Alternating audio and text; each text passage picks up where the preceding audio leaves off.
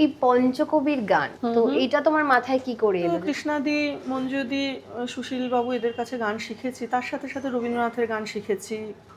কিন্তু আমার প্রথম পরিচিতি শ্রোতাদের কাছে বেশি হয়েছিল নাটকের গানের ঋদ্ধি হিসেবে। তারপরে আমি মনে হলো যে আমি বাড়িতে অনেক রকম কথা শুনতাম যে আমার কোনো যোগ্যতা নেই, আমার স্টেজে ওঠার যোগ্যতা নেই, আমি শুধু আমার হাজব্যান্ডের হাত ধরে উঠেছি বলেই আমি আজকে স্টেজে উঠতে পেরেছি, না হলে আমার কিসের যোগ্যতা। এইটা তোমার একটা আত্মসম্মান বোধ থাকলে তোমার মনে হবে যে এই কথাটাকে তোমার খণ্ডন করা দরকার। সেইখান থেকে আমি এটা ভেবেছিলাম যে শুধু তো এখানে রবীন্দ্রনাথের গান আর কাজী নজরুল ইসলামের গান সবাই করে থাকেন, বাকি গানগুলো আমার গুরুদের মৃত্যুর পরে খুব একটা আর কিন্তু শোনা যায় না। এই জায়গাটা থেকে ধরে আমি রিভাইভ করার চেষ্টা করি। এইখানে আমি প্রথম নামটা দিলাম পঞ্চকবির গান, 5 জন কবি, যে রবীন্দ্রনাথের সমসাময়িক যেসব মানুষরা ছিলেন, যাদের গান আমরা ছোটবেলা থেকে শুনেছি কিন্তু পরের দিকে একটু হারিয়ে যেতে বসেছে। প্রথম কাজটা সহজ ছিল না, আমি জানতাম না আমি কোথায় দাঁড়াবো।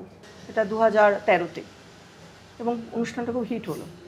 নিজেই গল্পগুলো বলে বলে সেই গানগুলো করছি। ভাবতাম প্রথম দিকে যে এত বকবক করছি, গানগুলো কি শুনবে লোকে। তারপর দেখলাম মানুষজন সেটাই, শ্রোতারা বলেন যে আপনি যে এত সুন্দর করে গল্পগুলো বলেন না, সেটা শুনতে খুব ভালো লাগে। শুরু হলো আবার